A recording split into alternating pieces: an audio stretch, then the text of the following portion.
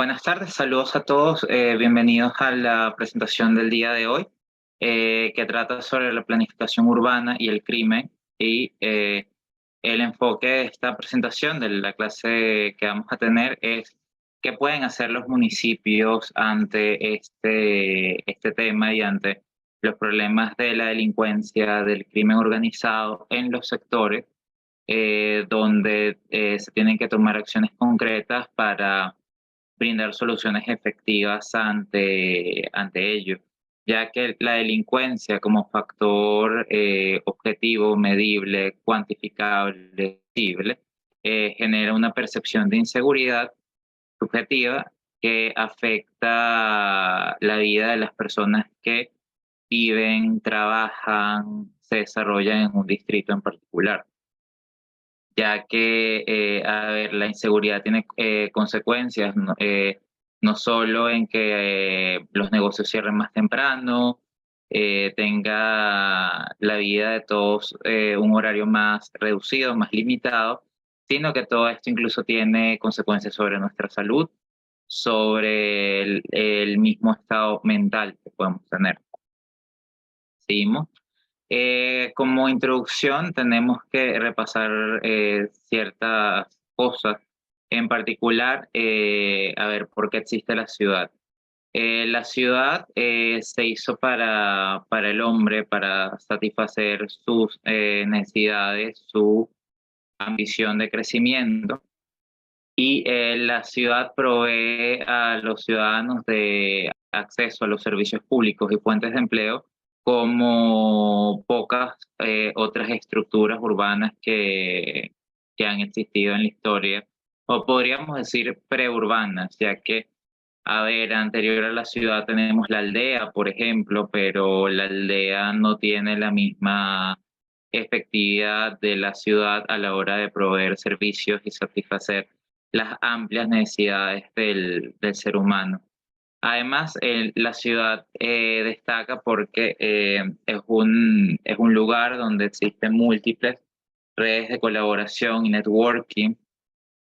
Es decir, en la ciudad, sobre todo en las ciudades grandes, nos articulamos mejor unos y otros, nos podemos especializar en las áreas del conocimiento donde tenemos más aptitudes, o bien sencillamente nos gustan más, y de esa forma nos organizamos los unos con los otros. Unos proveen ciertos bienes, ciertos servicios, y los que nosotros no producimos y no proveemos, lo buscamos en otros que están también en la ciudad. En la ciudad existe una complementariedad mayor de la que se puede ver en aldeas, pueblos, y lo que pasa en una parte de la ciudad tiene incidencia en el resto de los actores de la misma. Vemos que en ella hay una organización social y una jerarquización. Esto es un elemento que sí tiene en común la ciudad con la aldea, por ejemplo.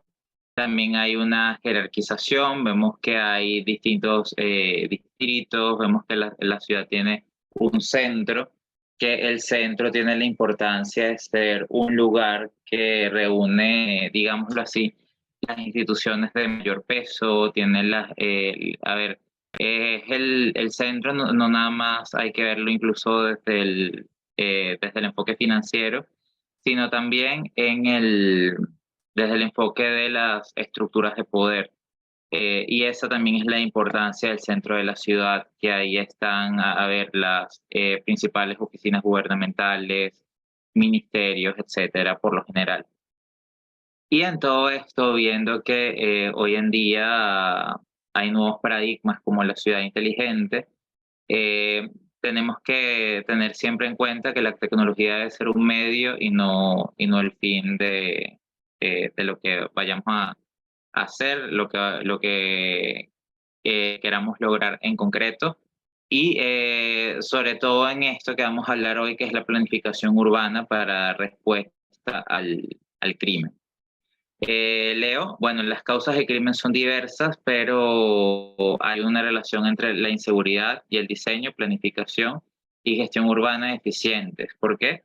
Porque, claro, Vemos que hay diversas causas del crimen donde incluso tenemos que ir a las mismas raíces socioeconómicas del problema, la desigualdad incluso en cierto modo, pero por otro lado, a ver, la planificación, cómo manejamos la interacción entre actores en un determinado espacio, y siguiendo una determinada territorialidad, nos puede permitir manejar mejor o sea, el crimen en su potencialidad, evitar que se concrete, ir incluso más allá del crimen, entender la lógica del delincuente e incluso pararlo antes de que pueda hacer algo.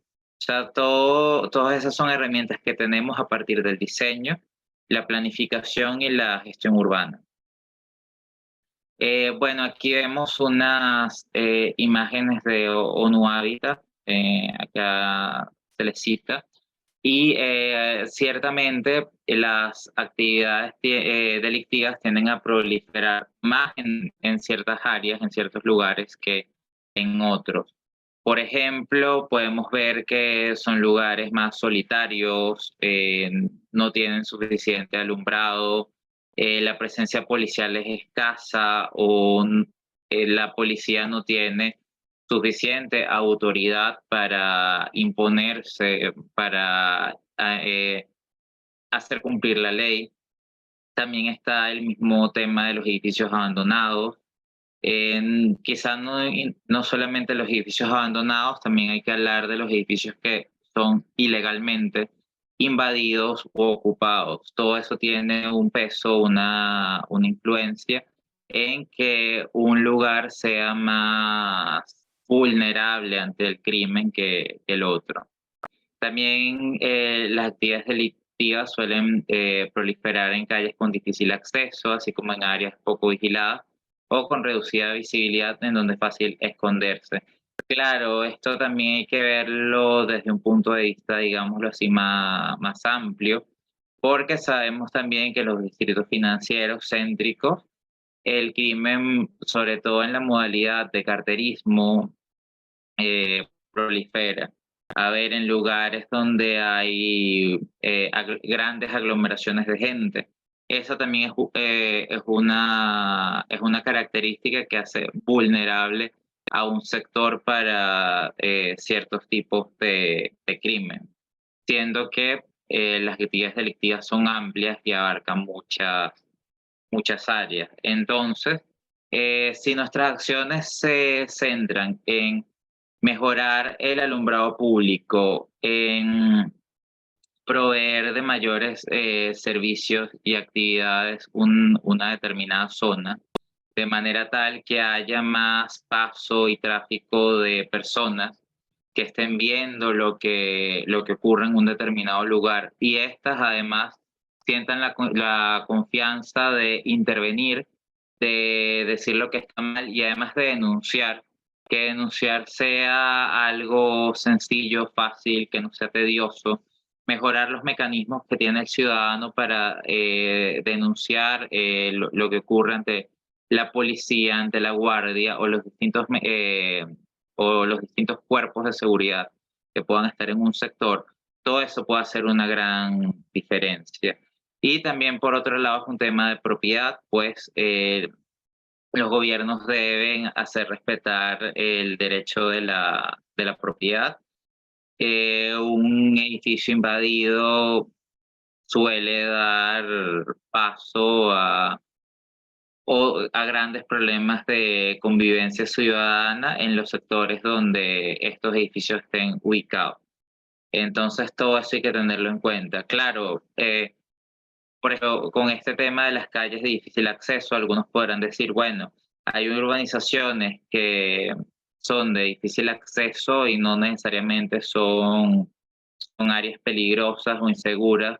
Bueno, pues depende, puede ser de difícil acceso, pero que el acceso esté restringido, que haya de alguna forma que presentarse a ver, ante una autoridad al menos vecinal para ingresar a la urbanización. Entonces, no necesariamente el difícil acceso se traduce en crimen, pero sí hay poca vigilancia, la, el área no tiene mucho alumbrado, pues sí se convierte en una vulnerabilidad. Todo hay que enmarcarlo y contextualizarlo con todas las características que tenga el entorno. Y recordando, en las políticas públicas se interviene en la ciudad desde el poder y o con la aprobación de las autoridades competentes.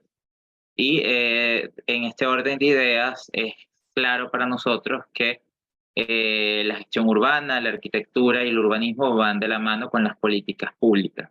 Siendo así, digámoslo así, los trabajos urbanos y municipales un área en la que se entrelazan las ciencias políticas, las ciencias sociales en general, con otras áreas del conocimiento como la arquitectura, el urbanismo, etcétera. Urbanismo y sociología tienen mucho en común.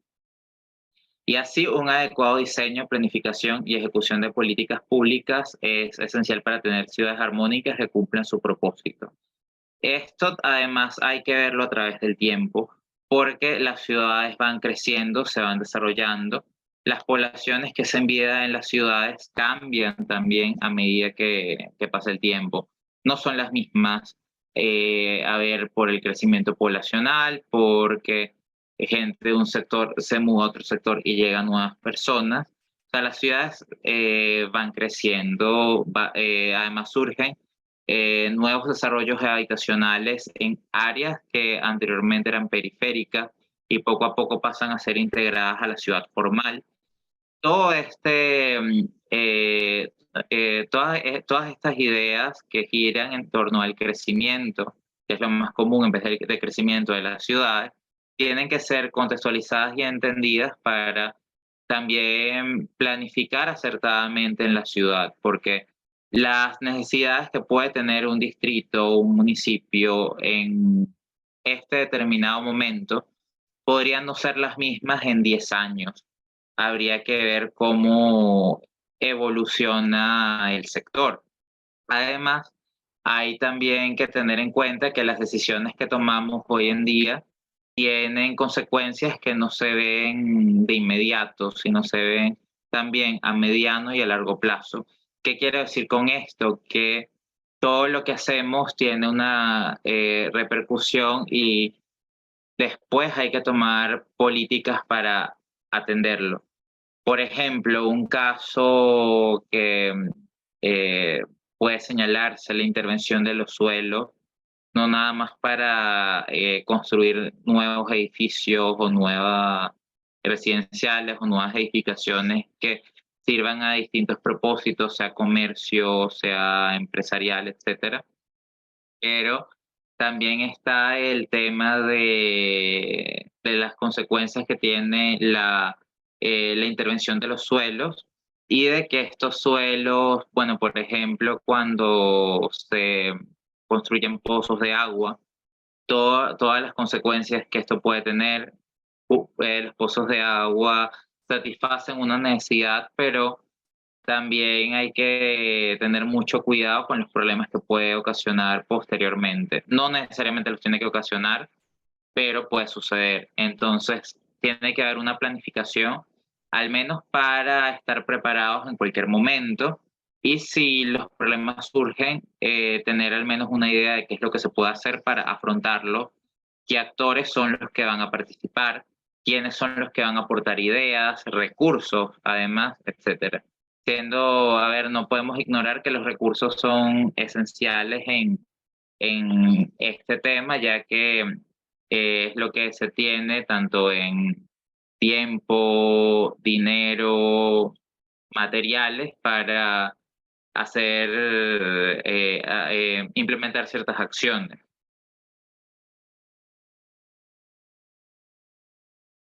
Volvemos al concepto de ciudad inteligente, que son estas que hacen empleo de las nuevas tecnologías como el Internet y la inteligencia artificial para fortalecer procesos democráticos dentro de un Estado. siendo que estos entornos presentan, presentan nuevas ventajas y vulnerabilidades que parten del entorno digital y las nubes de información, con todos los problemas además que eso trae, además de las soluciones que nos han brindado. Tenemos que aprovechar además la ciudad inteligente es posible para también tener distritos, municipios más seguros, más eficientes. En tanto, el crimen también puede ser visto desde la óptica del manejo de la información. O sea, hay datos asociados al crimen, hay redes asociadas al crimen. Entonces, en la medida que entendamos eso y podamos articular y hacer las conexiones necesarias entre el crimen, el criminal y las redes que estos usan para llevar a cabo sus objetivos, sus metas, vamos a tener más éxito en la planificación urbana para atender el problema del crimen. Las ciudades inteligentes nos ofrecen nuevas herramientas para la gestión de datos e información. Y esto, claro está, debe ser bien aprovechado por nosotros, de manera que podamos estudiar mejor el comportamiento de los grupos delictivos y reducir el crimen, tanto en lo individual como en lo colectivo. O sea, ir más allá de lo estrictamente individual, personal, siendo así que la información sirve para estudiar patrones, conductas, objetivos y asociación. O sea, no nada más llegar a lo que hace una red en particular, sino cómo esa red está asociada con otra y qué podemos hacer para solucionar todo el entramado criminal de una en relación a la otra, que es lo ideal. Hablaremos ahora de la teoría de la ventana rota. Acá tenemos que verlo así, es muy sencillo. Si una ventana rota no es reparada, luego otros sujetos pueden romper en cadena, en secuencia, unas cuantas ventanas más. En caso de que no pase nada, la teoría de la ventana rota sugiere que no es descartable que el edificio hasta sea invadido, pues, u ocupado. Entonces tenemos que eh, ver eso. O sea, a ver, se acaba de conectar un oyente. Bueno, repito las reglas de intervenciones de las clases pasadas. Lo primordial, en tanto sea una intervención de 3 minutos, es preferible que lo hagan en la medida en la que yo estoy hablando, que pidan el derecho de palabra. Es más difícil, ajá, acabo de ver el mensaje, ajá, es más difícil atender la intervención al final. Además se pierde el momentum de la intervención. O sea, si tienen algo que decir, a excepción de que sea algo muy largo o un comentario, lo pueden hacer en medio de la clase, es preferible. Bueno, entonces, volviendo a la teoría de la ventana rota. El tema acá está en que, a ver, podemos aplicar lo mismo que pasa a una ventana, pero a una puerta, por ejemplo. Si una puerta no es reparada, romperán otras puertas de la propiedad. Y así hasta que la propiedad sea tomada, o sea, por los medios que sea. En general es a la fuerza. Y claro, también hay que contextualizar qué tipo de fuerza. Bueno, acá ven una imagen de un edificio abandonado. Bueno, y todo, y cómo luce en su entorno. O sea, esto además nos hace pensar, nos hace reflexionar, nada más con pintarlo, por ejemplo, y limpiarlo un poco, qué distinta sería la imagen y la impresión que nos daría este edificio neoclásico, además, que probablemente hasta podría ser rescatado porque quién quita que tenga un valor arquitectónico importante que destacar. Bueno, las acciones permisivas frente al crimen sirven de antecedente para otras más fuertes. Acá tenemos que entender que mientras más pronto actuemos y mientras nuestras decisiones sean mejores, más apropiadas para lo que sucede, pues mejor. Porque si no van a pasar otras cosas que pueden ser más graves, más contundentes y los problemas pueden crecer. Esto es una alerta sobre todo a las autoridades y las comunidades. Cuando no hacen nada, cuando se rompe, por ejemplo, una ventana, como sugiere la teoría de la ventana rota, y yo en gran medida la comparto, es darle un mensaje de luz verde a los grupos criminales. Este lugar no tiene vigilancia, por un lado no tiene vigilancia policial, pero además los vecinos no se están haciendo cargo del cuidado del entorno, no hay nadie acá. Entonces, las estructuras criminales sobreentienden que, bueno, si nadie se hace cargo, entonces podemos hacer otra cosa. Así, cuidar los espacios es una política fundamental para disuadir el crimen. Lo contrario, pues sugiere que no hay nadie que se encargue del lugar. La teoría de la ventana rota puede ser aplicada a distintas áreas, desde una ventana rota hasta dejar la basura en lugares no planificados para ese fin. Sí, hay lugares determinados en un distrito para dejar la basura y se deja la basura en otra parte, aun cuando está formalmente establecido que la basura no se puede dejar en esos otros lugares y no se aplican multas ni sanciones. Esa conducta va a dar lugar a otras conductas eh, antisociales, asociales, etcétera. También tenemos que ver por otro lado el tema del mismo estacionamiento, un lugar donde está establecido y está ya carteles que digan no se puede estacionar vehículos, por ejemplo, o no se puede estacionar motocicletas, y aún así se estaciona. Eso da un mensaje que no se está aplicando la ley, o sea, que es un territorio anómico, o que tiene algunas características anómicas, por lo menos. Toda acción que rompa el orden establecido y bienestar de la comunidad, si es permitida, va a ser el antecedente de las conductas asociales, antisociales y anómicas. En este sentido, hasta nos quedamos cortos porque el comportamiento humano es muy complejo y podríamos hablar y usar muchos otros términos en lo que tiene que ver en el tema de psicología del comportamiento, sobre todo aplicado a las políticas públicas, que es nuestra área de atención en este momento.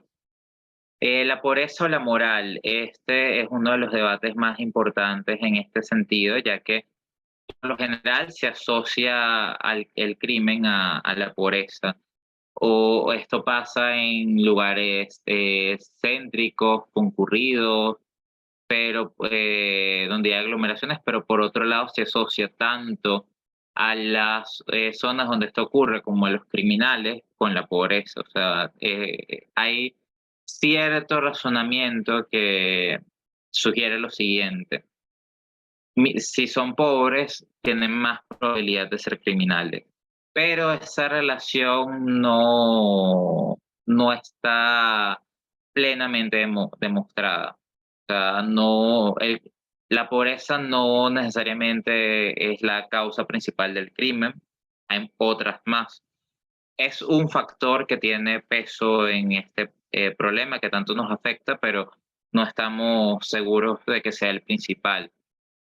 Y como factor multifactorial, el análisis del problema de la pobreza también exige evaluar las distintas perspectivas. O sea, no hay además ni un solo concepto de pobreza, ni una sola categoría de pobreza. O sea, si uno ve, hablamos de pobreza extrema, pobreza relativa. O sea, la pobreza se puede desglosar tanto que también, para entender el lugar que tiene el crimen en la pobreza, tenemos que hacer un desglose de la pobreza y la relación de la pobreza según cada desglose en el crimen.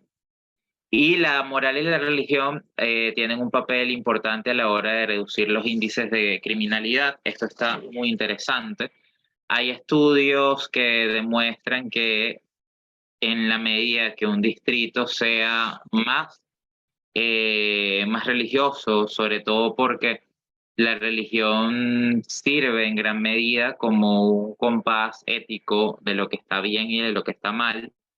Eh, Esto sirve digámoslo así, como elemento para reducir las posibilidades de crimen. O sea, hay estudios muy importantes a nivel sociológico que lo han demostrado. Bueno, desde mi punto de vista creo que eso se puede extender, probablemente es un factor, queda ahí, pero sí se ha demostrado que tiene un peso y que mientras trabajemos en la educación y podemos fortalecer los sectores para que sean más proactivos, más fuertes ante el crimen. O sea, que el crimen no tome los municipios.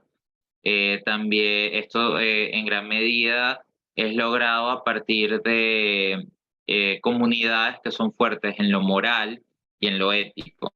Y ni siquiera tiene que ver del todo con la religión en sí, porque hay gente que sin ser religiosa tiene un gran sentido de la ética y la moral, que también es lo que influye al final en que no cometan crímenes y en que sigan el orden establecido, porque tienen un criterio de lo que está bien y de lo que está mal, de lo que está permitido y de lo que no está permitido en la sociedad, y estas personas actúan en consecuencia.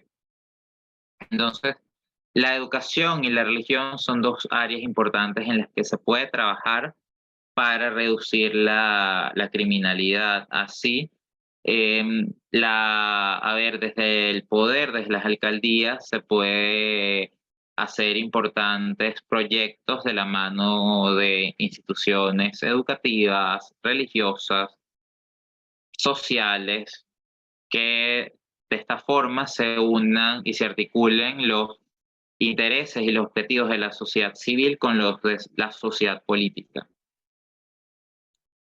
Entendiendo además que la ciudad se hizo para el hombre, como dijimos al principio, y que más que la propia naturaleza, el ser humano creó la ciudad como espacio de desarrollo y florecimiento de la civilización. La noción de ciudad además es esencial, trascendental para entender la ciudad como un núcleo, una identidad, unos valores, unas tradiciones, una historia y una ciudadanía.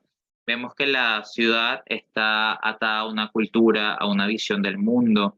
Vemos que la ciudad imprime un carácter y podemos hacer hasta diferencias entre los habitantes de una y los habitantes de otra. Incluso el impacto que tiene mudarse de una ciudad, de un poblado determinado a otro.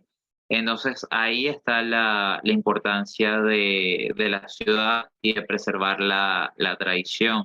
Y el crimen es una de las grandes amenazas para esto, porque en la medida que el crimen se desarrolla, prolifera en un distrito, la gente es menos productiva, no nada más tenemos que asociar lo productivo a lo económico o a lo empresarial, pero es que esto afecta de forma sistémica a la sociedad, afecta a los museos, afecta a las universidades, a las escuelas, afecta a todo porque la gente, si hay más crimen, si hay más delitos, aumenta la sensación de inseguridad y también incluso afecta la relación que tenemos los unos con los otros en una comunidad porque desconfiamos de quien tenemos al lado, desconfiamos del vecino o del visitante que puede tener muy buenas intenciones con nosotros, sencillamente porque no lo conocemos y porque hacemos una relación del crimen y de la percepción de inseguridad que tiene la gente a nuestro alrededor con las personas que estamos conociendo. Entonces, mientras más crimen, más sensación de inseguridad y más sensación de desconfianza. Esto afecta las relaciones que tenemos los humanos con otros, afecta las potenciales amistades que podemos hacer, los potenciales negocios, pero también las potenciales obras artísticas de conocimiento. Intervención urbana. Los vecindarios necesitan estar más y mejor conectados para luchar contra la delincuencia. La delincuencia prolifera, además, si en un vecindario no estamos lo suficientemente articulados, conectados. En ese sentido, las asociaciones de vecinos, los grupos comunitarios tienen una gran importancia. porque son las personas que hacen vida en un lugar, conocen cómo es la dinámica del sector, conocen el tipo de personas que frecuenta un lugar, etcétera, y incluso pueden identificar los principales negocios que están en un sitio. El transporte público bien organizado y diseñado contribuye a reducir el aislamiento y la soledad de las áreas que son más propensas al crimen. Además, ayuda frente a la escasez de oportunidades. Esto es muy importante porque, a ver, podemos tener una policía muy eficiente en reprimir, sobre todo a los delincuentes más pobres y más violentos, pero esto no es suficiente si no atendemos al problema de la escasez de oportunidades. Sí, mientras mejor educación tengan los ciudadanos, mientras la educación pública sea de mayor calidad, sea más accesible, también estamos trabajando para reducir el crimen y para aumentar la calidad de vida de la población en general. Así, es importante el modelo de ciudad compacta, este concepto de ciudad compacta es uno que mezcla conceptos residenciales, comerciales y laborales. Esto crea un entorno de vigilancia pasiva, claro está.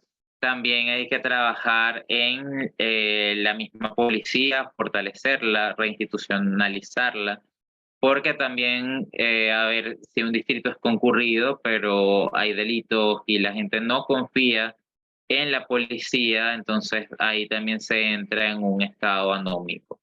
Hay que fortalecer la policía y que las personas sientan toda la seguridad de dar sus quejas, sugerencias, requerimientos a este organismo que está al servicio de los ciudadanos en última instancia. Y el espacio público en buen estado crea un sentido de identidad social. Hay que fomentar el uso del espacio público para actividades que beneficien el desarrollo de la comunidad, como el arte y el deporte. Todo esto al final desincentiva la delincuencia. Y por otro lado, las alcaldías, bien está, tienen que estar conscientes de los problemas que pueda haber en un sector, de las disparidades, pero también, a ver, los propietarios deben mantener en buen estado las fachadas del edificio, en lo estrictamente privado también tiene que hacer ciertas contribuciones para mantener la armonía del entorno. Por eso podemos ver que las alcaldías a veces actúan señalándole a los propietarios a través de la fijación de carteles de que tienen que intervenir en la fachada, que la fachada del edificio de la casa está descuidada y no cumple los criterios urbanísticos del sector. Todo eso es importante, claro está, y hay que dar plazo. También al propietario se le debe dar la oportunidad de hacer alguna sugerencia o algún reclamo si no está de acuerdo, o sea, todo eso también debe existir. Pero desde la alcaldía también se deben implementar acciones que permitan tener una ciudad armónica y que los distritos principales no se conviertan en áreas anómicas, desastrosas, inseguras y que no generen una sensación de bienestar, tanto para los habitantes como para la gente que hace vida ya sencillamente como población flotante, podríamos decir. De la ciudad inteligente recordemos los pilares, que son sostenibilidad, enfoque en el ciudadano, adecuado manejo de la información y la interpretación de esta, economía verde, gestión del cambio y supervisión en tiempo real. Entonces, en este orden de ideas y con lo que estamos hablando del crimen y la planificación urbana que podemos tener para ello, pues es muy importante lo que nos está ofreciendo el modelo de ciudad inteligente, porque a través del manejo de la Big Data se pueden hacer grandes cosas para supervisar el crimen, incluso actuar de forma más rápida, como ya se señaló. Y aquí la prioridad debe ser el ciudadano y hacer en lo posible una relación más cercana entre gobernante y ciudadano, que el ciudadano no sea tan pasivo y participe de ideas y sea protagonista. Esto sugiere una evolución del enfoque donde el ciudadano en otros momentos tenía un rol más secundario, pues ahora no, cada vez se busca ciudadanos más activos, más comprometidos y sobre todo, que esto es lo principal, tener ciudadanos más participativos. La participación ciudadana es fundamental para tener mejores ciudades más seguras, más estables. Ciudad inteligente no es sinónimo de ciudad sustentable, aunque ambos conceptos o sostenible están relacionados. No es lo mismo. Vemos que ciudad inteligente incluye el concepto de sostenibilidad y también la economía verde, pero no es lo mismo, aunque se entrelacen y tampoco, y una cosa también pueda llevar a la otra, claro está, pero no es hablar de la misma cosa. Aquí es inevitable además hablar de la segregación social. En cierto modo puede ser difícil erradicar, digámoslo así, la desigualdad por completo al 100%. Vemos que históricamente han existido clases sociales y los intentos por eliminar las clases sociales han dado lugar a grandes problemas en la sociedad. Pues vemos los intentos que han existido a lo largo de la historia para implementar, por ejemplo, el llamado socialismo real, y lo que ha terminado esos intentos. Todo esto nos lleva a analizar y a observar pues que hay que armonizar lo más posible la sociedad, darle oportunidades a las clases más bajas, más vulnerables, de surgir a través de la educación y de los distintos programas de formación, ya sea en técnica, arte, cualquier profesión que tenga un uso práctico, y estando conscientes de que las clases sociales van a seguir existiendo. En ese sentido, pues los efectos urbanos y sociales de la segregación social en accesibilidad y oportunidades se ven en las distintas redes de contacto social y la guetización que muchas veces tienen los sectores en una sociedad.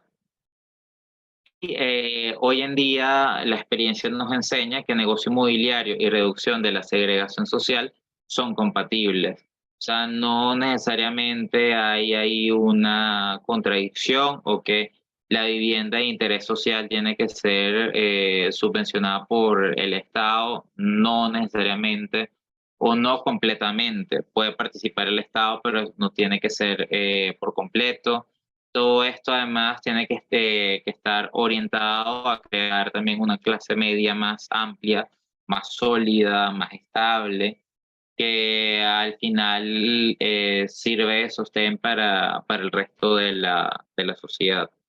Y hablando ya de todo esto, vemos los siguientes factores principales relacionados con la desigualdad y falta de oportunidades en relación al crimen en la ciudad son los siguientes, pues la pobreza, un sistema de justicia ineficiente, policía desarticulada, instituciones débiles. Incluso analizando el segundo factor del sistema de justicia ineficiente, tendríamos que hablar de las mismas cárceles. A ver, las cárceles están pensadas para reformar al sujeto, sacar lo mejor de él y reinsertarlo en la sociedad, claro, en el mejor de los casos, cuando no son sujetos que van a pasar gran parte o casi toda su vida en la cárcel, o peor aún en los países donde existe la cadena perpetua y ya no van a salir de ahí.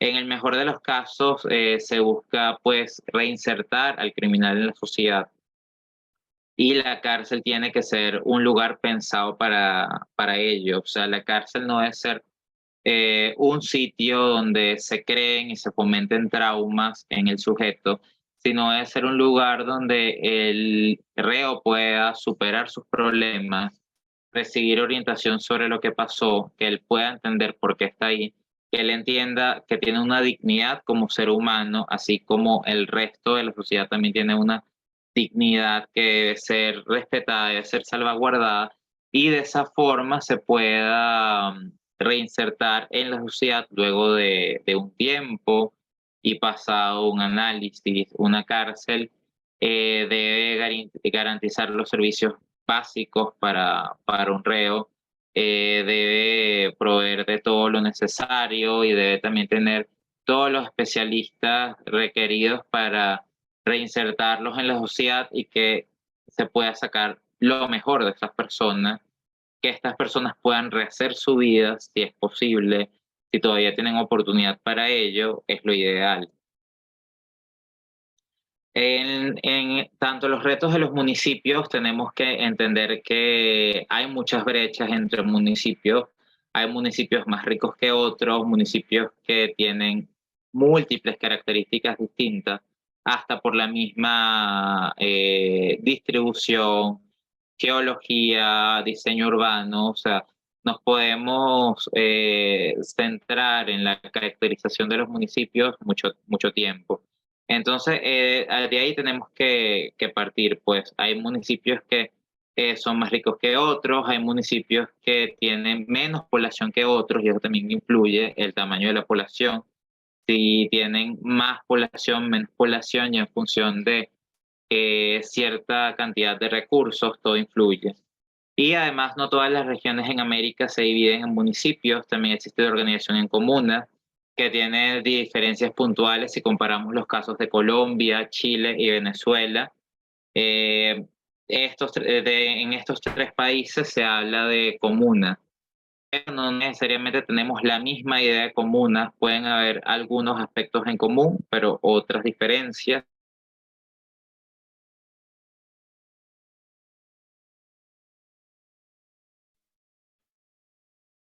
Eso no es el problema.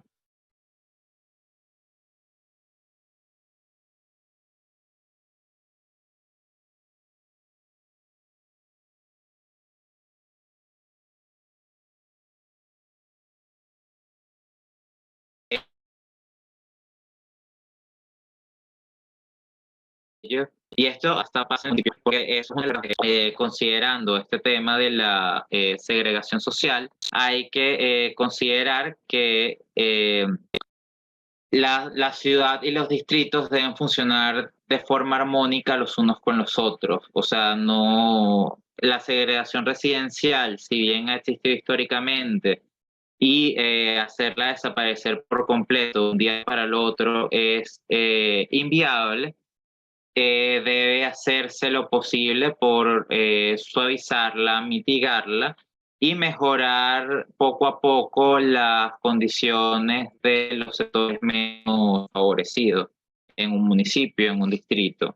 Así, la desigualdad socioeconómica, los prejuicios sociales, las asimetrías en función de la renta estatus y la discriminación inmobiliaria tienen relación con la segregación residencial. Y hay una relación entre la segregación económica y el aumento de la criminalidad, sobre todo la relacionada con los crímenes violentos, siendo así que la criminalidad es algo amplio. Así, uno de los principales problemas que vemos y que está evidenciado que genera la fragmentación territorial, además de justificar las narrativas de unos contra otros, muy útiles en el ámbito de la propaganda política, pero terribles si lo analizamos desde un tema de psicología comunitaria y sociología, es la falta de cohesión social. Si los habitantes de un sector, distrito o ciudad no confían los unos con los otros, al menos en los puntos más elementales, más trascendentales, es poco probable que puedan trabajar por el bien común de la comunidad. Es decir, para que exista ciertas condiciones que nos permitan remar juntos por metas, objetivos en común, tiene que haber cierta confianza los unos con los otros. Así no seamos amigos, pero sí necesitamos al menos en lo básico tener cierta confianza. Y por todo esto que señalo, la falta de cohesión social de un territorio es una variable de riesgo que contribuye al crecimiento de la delincuencia y la inteligencia de la anomia social. Ahora avanzando con lo que es la gobernanza en función de la inteligencia artificial, vemos que la inteligencia artificial nos provee de muchas herramientas que nos pueden ser muy útiles para dar respuesta a de todos estos problemas y planificar mejor. Los periodos de innovación son más cortos, la inteligencia artificial nos permite conocer mejor la cultura local de los entornos en los cuales vamos a implementar nuestros planes de gobierno, nuestras acciones para resolver los problemas que existen, el manejo de la identidad, y de ahí podemos hacer muchas cosas, porque un nombre, una DNI está asociada a una dirección. Con una dirección podemos averiguar muchas cosas, a ver, es propiedad o es alquiler, quién alquila, quién está en el entorno. Si tenemos una dirección, podemos llegar a cuentas bancarias, a teléfono, a números de teléfono, sea locales o de telefonía móvil. Todo esto nos permite hacer una gran investigación de forma exhaustiva sobre las distintas redes que rodean a un sujeto que puede estar relacionado con la criminalidad. Y así, además, a partir de la inteligencia artificial pueden haber mejores mecanismos de control, supervisión y seguridad ciudadana en tiempo real. Que sea en tiempo real nos da más adecuados tiempos de respuesta. Entonces, todo esto lo tenemos que tener en cuenta. Así, las ciudades son administradas por seres humanos para responder a las necesidades de otros seres humanos. Es una institución, una entidad, tanto social como política.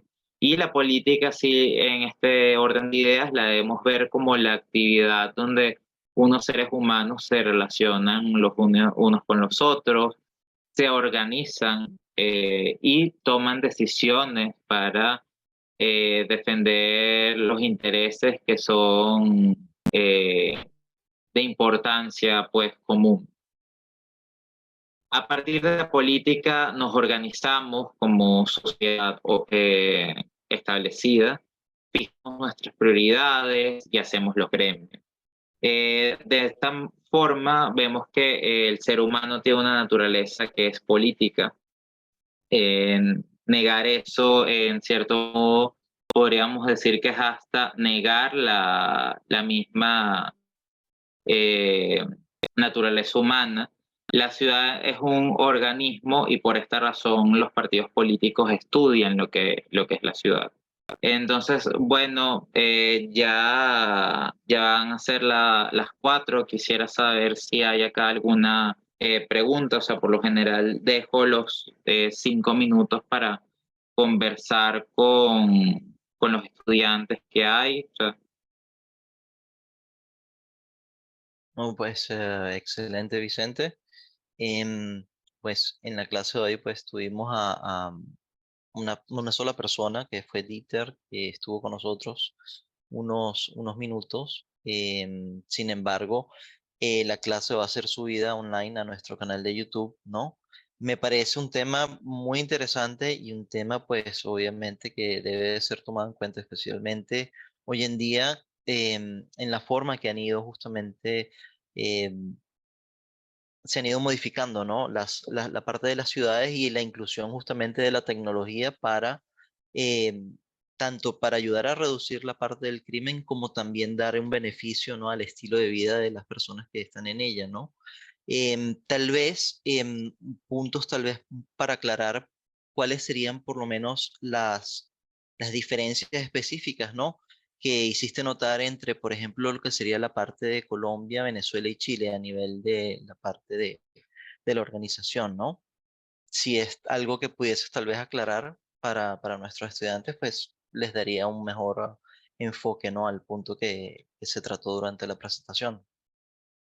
sí, con respecto a lo señalado en relación a la organización territorial en Venezuela, Colombia y Chile, está el concepto de comunas. En Venezuela es muy nuevo el concepto de comuna. De hecho, no está en la Constitución actualmente, mientras que en otros países sí, digamos, tiene más una trayectoria formal. En Venezuela no. En Venezuela todavía, digámoslo así, se está hay todo un proceso como para formalizar las comunas que ya Colombia y Chile lo tienen. Hay sectores de la sociedad en Venezuela que señalan que mientras en Colombia y en Chile las comunas son más eh, instancias de participación, organización social, que en Venezuela están orientadas, o así lo perciben, a funcionar más como los soviets en Rusia. Entonces, ese ahí es el tema para hacer o sea, para plantear las diferencias entre las comunas que están existiendo en Venezuela, todavía, digamos, sin estar plenamente establecidas, y las que ya están en Colombia y en Chile, que tienen ya mucho más tiempo, están más establecidas y, digámoslo así, son parte plena de la cultura política y de gestión municipal en estos dos países, Colombia y Chile.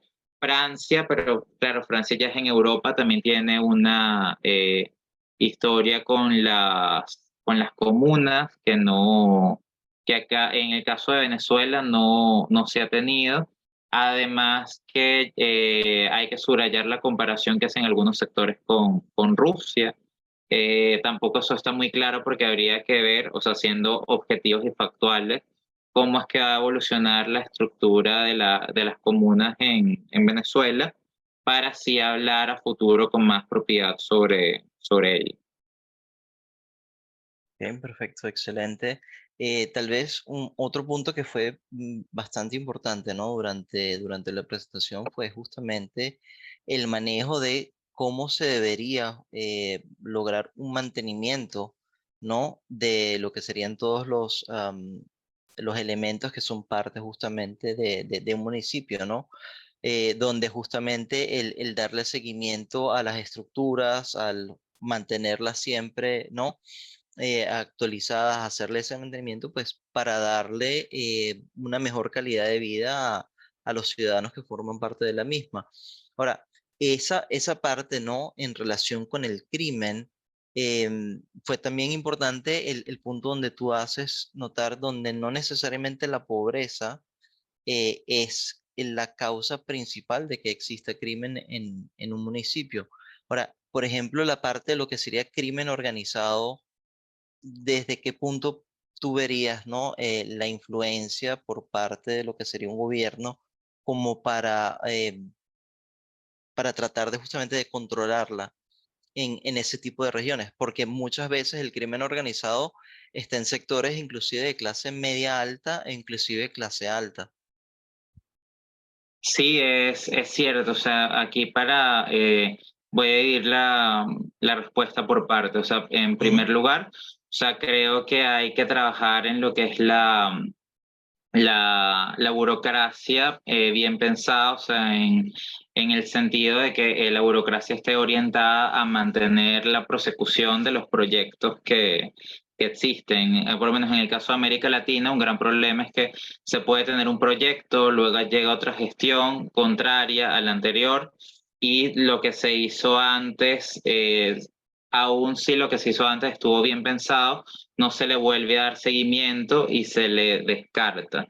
En segundo lugar, está también la corrupción. O sea, muchas veces pasa que cuando ya estas redes de crimen organizado funcionan en esferas más altas, suele haber complicidad con los gobiernos. Entonces, de alguna forma, también hay que fortalecer las instituciones para precisamente atacar y ver qué es lo que pasa ahí. O sea, porque probablemente exista cierta complicidad.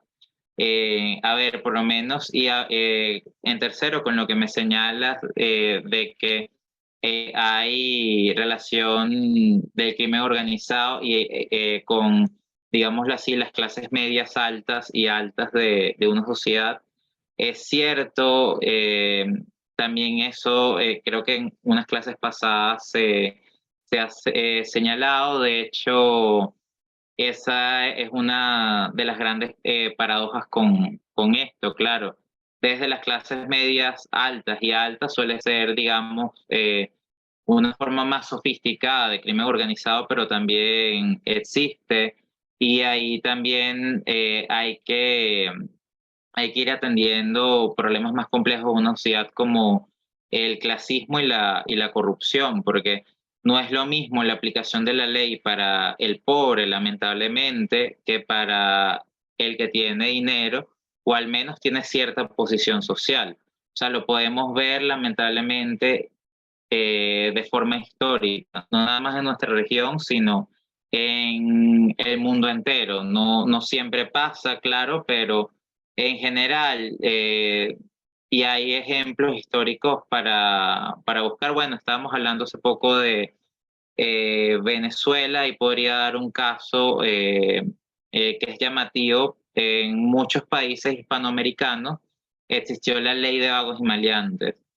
Ahorita subrayo Venezuela porque la ley de vagos y maleantes fue, o sea, duró mucho tiempo, fue eliminada ya casi entrando al nuevo milenio, casi en los 2000, o sea, en los 90, pero casi en los 2000. Y la aplicación de esta ley, y existen estudios sobre ese tema, tenía un sesgo socioeconómico muy fuerte. O sea, era una ley que al final, claro, estaba destinada para controlar, digamos, el entorno urbano de delincuentes, homosexuales, etcétera, pero la aplicación tenía un sesgo socioeconómico, o sea, no era lo mismo, y así se demostraba en la práctica, y las grandes universidades publicaron, como la Universidad Central de Venezuela, publicaron estudios sobre este tema. No era lo mismo la aplicación de la ley para el pobre que para el rico. Entonces también creo que un trabajo para reducir el crimen y a los distintos niveles que esto tiene, porque en general el crimen, algo que sí tiene es que es, lo más común es que la gente se asocia para el crimen, sea el crimen de dos personas de muy bajo nivel que simplemente buscan un teléfono, por ejemplo, al crimen que ya es de más altas esferas, donde incluso vemos el narcotráfico de llevar la droga de un país de un país a otro, o el tráfico de mercancías, que eso también existe de forma ilícita. Ahí suele haber complicidad en gobiernos y hay un montón de cosas que tenemos que revisar en nuestras instituciones y en nuestras estructuras de poder que no funcionan bien si queremos solucionar los problemas de fondo y no seguirlos perpetuando a través del tiempo. Ok, perfecto. Muchísimas gracias, Vicente, por estar con Vale, nosotros el día de hoy. Esperamos tenerte nuevamente en una futura clase y justamente para seguir expandiendo en el tema y abarcar otros. vale, Así que muchísimas gracias, Vicente. Que tengas una feliz tarde. ¿Ah? Gracias a todos por estar vale, con feliz nosotros. tarde, mis mejores Hasta deseos. luego.